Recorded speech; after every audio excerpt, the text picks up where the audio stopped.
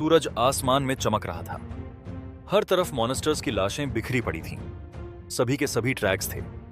एक आदमी जिसने अपनी स्वर्ड से सारे ड्रैग्स का सफाया कर दिया था अब एक ड्रैगन के सिर पर बैठा था। सिस्टम मैसेज आया, एंशिएंट, ट्रैम्स नेस्ट क्लियर हो गया है। लेकिन शिनसांग यूनन खुश 50% नहीं था, क्योंकि वो लगभग 60 साल का हो चुका था। इस साल उसकी उम्र 15 हुई थी। उसने जमीन पर जंप किया। उसे सोर्ड्समैन बने हुए 30 साल हो गए थे। लेकिन उसकी सबसे बड़ी उपलब्धि बस इतनी थी कि वो देश के टॉप 100 सोर्ड्समैन में आता था। उसने अपना रिवॉर्ड देखा।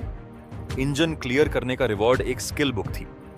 वो आर्टिफैक्ट को अब्सॉर्ब करने वाला था कि तभी उसके पीछे एक नीली रोशनी चमकी।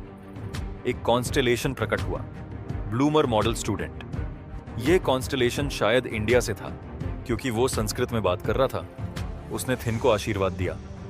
शेन उसका शुक्रगुजार था, क्योंकि जब वो बस एक थर्ड रेड सोर्समैन था तभी उस कॉन्स्टेलेशन ने उसे कॉन्ट्रैक्ट किया था। लेकिन कॉन्स्टेलेशन की ब्लेसिंग में एक बड़ी दिक्कत भी पहली ब्लेसिंग तभी एक्टिंग होती जब शिन लेवल 850 तक पहुंचता। तब उसके आर्टिफैक्ट्स और टाइटल्स के स्टेट्स डबल हो जाते। दूसरी ब्लेसिंग लेवल 900 पर एक्टिव होती थी और उसके स्टैट्स ट्रिपल हो जाते। लेकिन इतनी मेहनत के बावजूद उसका करंट लेवल सिर्फ 650 था। यह इनसेन कंडीशन थी।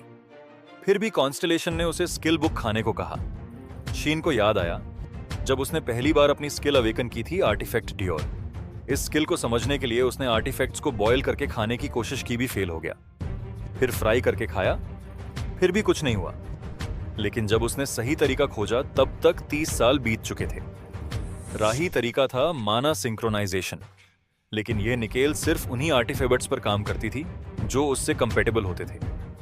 शिन ने जो स्किल बुक हंजन क्लियर करने पर पाई थी उस पर अपनी स्किल यूज की, लेकिन वो भी उसके लिए सूटेबल नहीं थी। गुस्से में उसने स्किल बुक फेंक दी। उसका कॉन्स्टेलेशन हैरान रह गया। उसने कहा कि इस स्किल के बारे में बहुत ही लिमिटेड इन्फॉर्मेशन अवेलेबल है और मदद ना कर पाने के लिए माफी मांगी। तो दोस्तों, ये थी आज की कहानी मानवा की। उम्मीद है आपको पसंद आई होगी।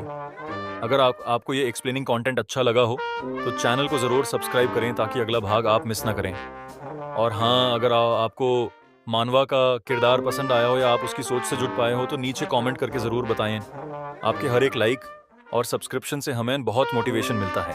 मिलते हैं अगले पार्ट में, तब तक के लिए बाय।